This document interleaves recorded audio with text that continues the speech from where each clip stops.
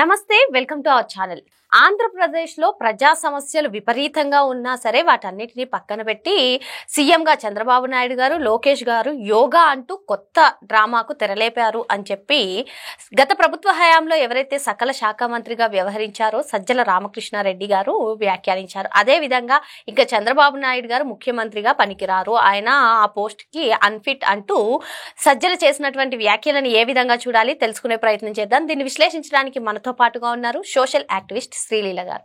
నమస్తే మేడం. నమస్తే. ఆంధ్రప్రదేశ్ లో ప్రజా సమస్యలు విపరీతంగా ఉన్నాయి. వాటినన్నిటినీ పక్కన పెట్టేసి చంద్రబాబు గారు, లోకేష్ గారు కలిసి యోగా అంటూ కొత్త డ్రామాకు తెరలేపారు. అంతేకాకుండా ఇప్పుడు ఆంధ్రప్రదేశ్ లో ఎక్కడ చూసుకున్నా సరే బాబు గారు అంటే షూరిటీ కాదు, మోసం గ్యారంటీ అన్నట్టుగా కనిపిస్తుంది. ఇంకా చంద్రబాబు నాయుడు గారు ఈ పోస్ట్ కి ముఖ్యమంత్రికి పనికిరారు, చంద్రబాబు గారు ముఖ్యమంత్రిగా పని అయిపోయింది, ఇంకా అసలు అన్ఫిట్ అంటూ సజ్జల రామకృష్ణారెడ్డి చేసినటువంటి వ్యాఖ్యలని ఏ విధంగా చూడాలంటారు? అంటే సకల శాఖ మంత్రి గతంలో సజ్జల రామకృష్ణారెడ్డి, మరి ఈయనే చెప్పాలి కూటమి ప్రభుత్వం గురించి, పరిపాలన గురించి. ఇప్పుడు అసలు సజ్జల రామకృష్ణారెడ్డి బాధ ఏంటంటే, నేను చాలా భూములన్నీ ఎన్నో లాగేసుకొని కబ్జాలు చేశాను, మరి నా గురించి ఏంటి పట్టించుకోవట్లేదు, మరి జగన్మోహన్ రెడ్డిని ఎప్పుడు అరెస్ట్ చేస్తారు, ఇంకా అదే సమస్య. ఈ రోజున రాష్ట్రంలో పెద్ద సమస్య ఏంటి అంటే సజ్జల రామకృష్ణారెడ్డిని, కొడుకు భార్గవ రెడ్డిని, మరి అదేవిధంగా జగన్మోహన్ రెడ్డిని, వీళ్ళందరినీ ఎప్పుడు లోపలేస్తున్నారని చెప్పి సజ్జల రామకృష్ణారెడ్డి ఇండైరెక్ట్గా అడుగుతున్నాడు. మీ యోగాడేలు తర్వాత చేసుకుందరు కానీ మమ్మల్ని అర్జెంటుగా లోపలేండి, టెన్షన్ తట్టుకోలేక చచ్చిపోతున్నాం బయటుండి అని. అదే కనిపిస్తుంది. మీరమ్మ ఇలా అంటున్నారు, సజ్జల గారు మాట్లాడుతా అసలు ప్రజా గొంతుకగా, ప్రజాస్వామ్యంలో ప్రజా సమస్యలపై ప్రజా గొంతుకగా మాట్లాడుతున్న మమ్మల్ని అక్రమ అరెస్టులు చేస్తున్నారు అంటూ ఆయన మాట్లాడుతున్నారు. ఏ విధంగా చూడాలంటారు? వీళ్ళకి 11 మంది ఎమ్మెల్యేలు ఉన్నారుగా, ఒక్కరన్నా వచ్చి అసెంబ్లీలో మాట్లాడుతున్నారా? ఎక్కడైనా సరే ప్రజా గొంతుకు వినిపించండి వచ్చి అసెంబ్లీలో. ఎవరు వద్దన్నారు?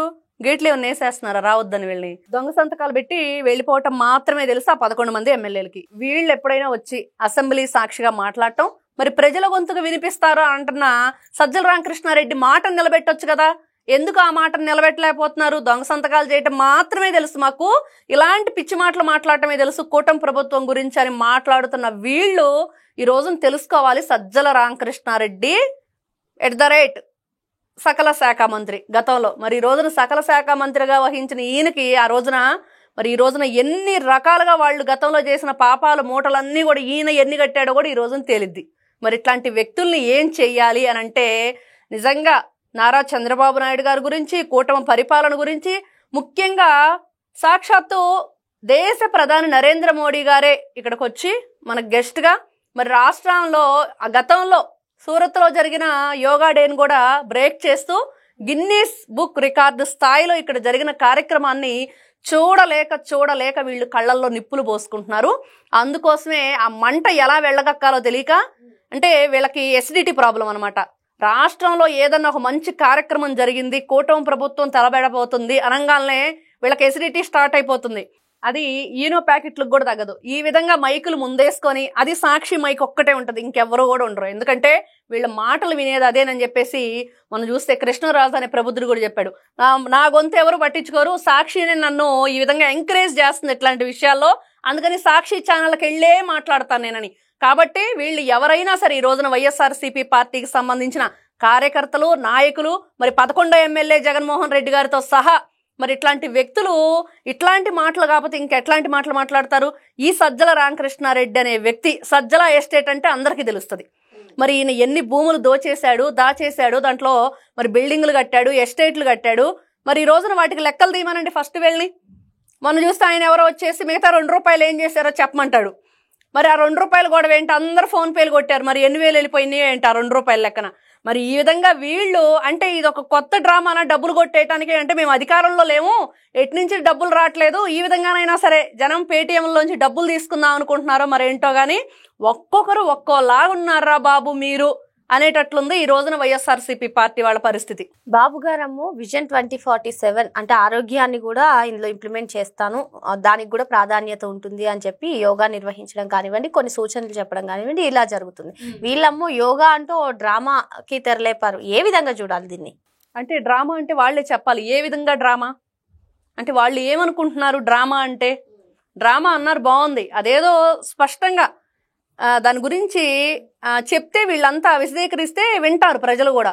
డ్రామా అన్నారు కదా, ఆ డ్రామా ఏంటో చెప్తే మరి మాకు కూడా అర్థం కావట్లేదు, అదేంటో చెప్తే బాగుండని చెప్పేసి ప్రజలు కూడా డ్రామా అన్నారు. బాగుంది, ఏంటా డ్రామా, దేనికోసం అంటే ఈ రోజున గిన్నీస్ బుక్ రికార్డు స్థాయిలో అంటే మోడీ గారిని కూడా డ్రామా అని అంటున్నారా వీళ్ళు? అంటే మోడీ గారు చేసే ప్రోగ్రామ్ డ్రామా. ఇప్పుడు మోడీ గారు కూడా దీని మీద స్పందించాల్సి ఉంది. మరి అంతే కదా, ఈ రోజున సాక్షాత్తు గౌరవ ప్రధానమంత్రి నరేంద్ర మోడీ గారు వచ్చిన కార్యక్రమాన్ని వీళ్ళు డ్రామా అన్నారంటే ఇది తీవ్రంగా ఖండిస్తూ ఈ మోడీ గారిని వక్రీకరించి మాట్లాడుతున్నారని చెప్పేసి దీని గురించి చర్యలు తీసుకోవాలి. హామీలు అమలు చేయకపోతే వైసీపీ వెంటాడుతూనే ఉంటుంది ఈ కూటమి ప్రభుత్వాన్ని అంటూ సజ్జలు చేసినటువంటి వ్యాఖ్యలను ఏ విధంగా చూడాలి? అంటే ఈ రోజున నిజంగా వెంటాడుతూనే ఉంటుంది అనేది నిజమే, కానీ ఈ రోజున వైఎస్ఆర్సీపీ పార్టీ వాళ్ళు కూటమి ప్రభుత్వాన్న లేకపోతే ఇప్పుడున్న ఏదైతే ప్రభుత్వాన్న అనేది కాదు, కానీ ముఖ్యంగా వాళ్ళు వైఎస్ఆర్సీపీ పార్టీ వాళ్ళు గతంలో చేసిన ఏదైతే ఈ దోపిడీలు దొంగతనాలు ఉన్నాయో పోలీసులు మాత్రం ఖచ్చితంగా వెంటాడతారు. ఆల్రెడీ మొన్నటిదాకా కాకాని గోవర్ధన్ రెడ్డి దొంగ పోలీస్ ఆట ఆడాడు, చెవిరెడ్డి భాస్కర్ రెడ్డి దొంగ పోలీస్ ఆట ఆడాడు, కొడాలి నాని దొంగ పోలీస్ ఆట ఆడాడు. వీళ్ళందరూ దొంగ. ఎవరిని వెంటాడుతున్నారు ముందర దాని గురించి చూస్తే తర్వాత ఎవరు వెంటాడతారో వేటాడతారో మీరు మొన్న రప్ప అన్నారు కదా, అవన్నీ కూడా తెలుస్తాయి. ఇప్పుడు ఆంధ్రప్రదేశ్లో కూటమి ప్రభుత్వం అధికారంలోకి వచ్చిన తర్వాత కూటమి ప్రభుత్వం ఏ ప్రోగ్రాం కానివ్వండి ప్రతిష్టాత్మకంగా తీసుకుని దీన్ని చేద్దాం అనేసరికి దానిపైన వైసీపీ బురద జల్లడం ప్రారంభిస్తుంది. దీన్ని ఏ విధంగా చూడాలంటారు? అంటే ఇక్కడ వైఎస్ఆర్సీపీ పార్టీ 2019 నుంచి 24 వరకు అధికారంలో ఉంది. మరి వాళ్ళు ఏదైనా సరే రాష్ట్రాన్ని అభివృద్ధి చేశారా? ఏదైనా సంక్షేమ పథకాలు ఇచ్చాము అంటున్నారు కానీ ఎక్కడ అందింది లేదు అది కూడా. మరి అదే విధంగా చూస్తే యువతకి ఉద్యోగం, మరి టీచర్లకు డిఎస్సి సంబంధించి కానీ ఏపీపీఎస్సీ ఎగ్జామ్లో కానివ్వండి ఎన్ని రకాలుగా చూసుకున్నా కూడా రాష్ట్రాన్ని వాళ్ళు ఉద్ధరించింది ఏదీ లేదు. వాళ్ళు మాత్రం బాగా ఉద్ధరించుకున్నారు. ఈ రోజున పోలీస్ స్టేషన్ల చుట్టూ ఎంతమంది తిరుగుతున్నారంటే దాన్ని బట్టి మనకు అర్థమవుతుంది. కానీ ఈ రోజున కూటమి ప్రభుత్వం ఏం చేస్తుంది రాష్ట్రానికి? ఆంధ్రప్రదేశ్ రాష్ట్రాన్ని 2047కి స్వర్ణాంధ్రప్రదేశ్గా తీర్చిదిద్దే వైపుగా అభివృద్ధి పదం వైపు అడుగులు వేయిస్తుంది. అంటే అమరావతిని అంటే ఆంధ్రప్రదేశ్కి అసలు మొదటి వరకు రాజధాని లేదు. మరి అలాంటి రాజధానిని మళ్ళీ పునర్నిర్మాణం కోసం పనులు చేపట్టడం, మరి పోలవరాన్ని పరుగులు పెట్టించడం, ఇన్ని రకాలుగా దాంతో పాటుగా అన్ని విధాలు అంటే రాయలసీమలో కూడా ఇంకా కొత్త ఇండస్ట్రీలు ఏమైనా తీసుకురావాలా, మరి రాష్ట్రం నలువైపులా కూడా మనం అభివృద్ధి చేసుకోవాలి.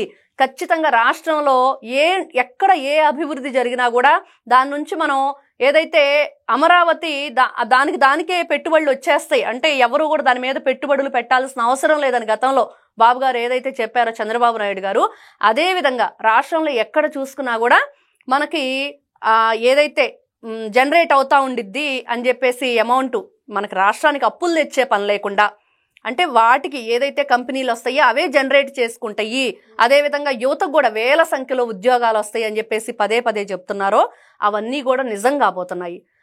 అంటే వీళ్ళు కోరుకున్న రాష్ట్రం ఏంటి? అసలు రాజధాని లేకుండా చేద్దాం అనుకున్నారు వైఎస్ఆర్సీపీ పార్టీ వాళ్ళు.